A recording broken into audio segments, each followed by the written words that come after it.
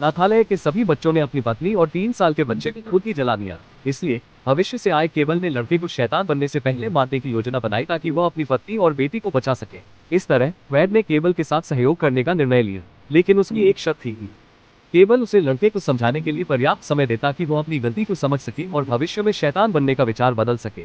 हालांकि इस समय किसी ने नहीं सोचा था कि लड़का पहले से ही सफल हो चुका है और जेल के सबसे शक्तिशाली योद्धा रेड टैंक के साथ मिलकर अनाथालय जा रहा है, जहां वह अपने पूर्व प्रधानाचार्य को मारने की योजना बना रहा है, जिसने उसे प्रताड़ित किया।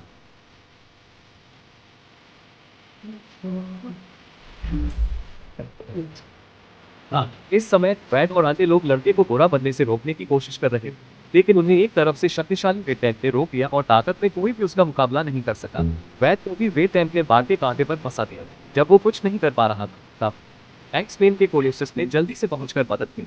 इस समय वो वैड के जेल में बंद होने की बात से परेशान था, लेकिन उसे लड़के को शैतान बनने से रोकना था। अब उसे सामने खड़े रेड टैंक को हटाना था, इसलिए कोलोसस ने उसके साथ सीधा मुकाबला किया, लेकिन वह जानता था कि वह उसका मुकाबला नहीं कर सकता।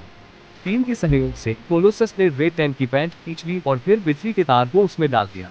अंत में नकारात्मक ध्वनि ऊर्जा के प्रभाव से रेड टैंक को तालाब में गिरा दिया गया और वह पूरी तरह से खत्म हो गया। इसके बाद वैद ने लड़के को ढूंढा और उसे समझाने की कोशिश की कि वह केवल के कहने अनुसार हत्यारा शैतान न बने, लेकिन लड़का किसी की बात नहीं सुन रहा था, क्योंकि वैद ने जेल में कहा था कि वह अपनी मौत के कारण से सहमत नहीं है। वैद की बातचीत विफल रही, लेकिन वह हमेशा मानता था कि वह किसी के दिल को बदल सकता है। इसके बाद वैद ने एक साहसी निर्णय लिया। वो सोच भी नहीं सकता था कि उसने शक्ति को नियंत्रित करने वाला कौला पहन लिया। अगर लड़का सच में हत्या करना चाहता है तो वह पहले उसे मार दे, लेकिन लड़के ने अगले ही पल अपनी शक्ति का उपयोग करना शुरू कर दिया और सब कुछ जलाने की तैयारी की। ये देखकर केबल ने जल्दी से बंदूक और लड़के की ओर गोली चलाई, लेकिन आश्चर्यजनक रूप से वैद ने लड़के को बचाने के लिए अपने शरीर से केबल की गोली को रोक दिया। इस कार्रवाई ने लड़के को चौंका दिया, क्योंकि उसने कभी नहीं सोचा था कि कोई उसके लिए बलिदान देगा। इसके बाद केबल के पास के टेडी बियर से खून के धब्बे अचानक गायब हो गए, जो ये दर्शाता है कि उसका बच्चा लड़के द्वारा नहीं मारा गया था और लड़का भविष्य का शैतान नहीं बना। लेकिन वह गंभीर रूप से घायल हो गया और धीरे